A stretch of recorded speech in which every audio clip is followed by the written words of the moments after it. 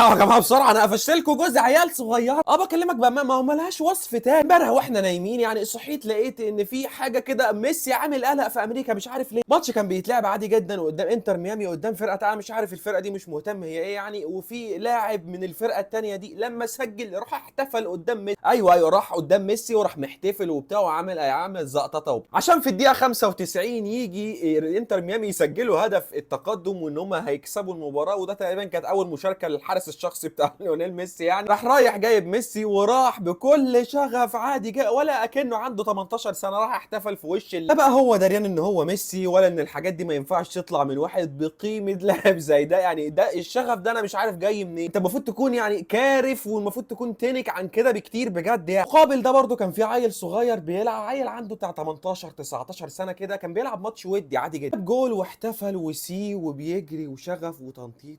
في ايه يا رجاله؟ في ايه ده؟ فينيسيوس جونيور اخد دوري ابطال ودوري وكام جايزه فرديه، مطلع عين اهالينا كمشجعين لريال مدريد. المعلم ده اخد ثلاثيه محليه خلاص، مش شايف حد بيدخل بيجي قبل كل ماتش يقول لك انا رقم واحد على كوكب الارض. ايه جايبين الشغف والتواضع يعني؟ ليه ميسي يحط عقله بعقل عيل زي ده؟ وليه رونالدو يحتفل بكل الشغف ده في ماتش ود؟ ايه ما تزهقوا بقى.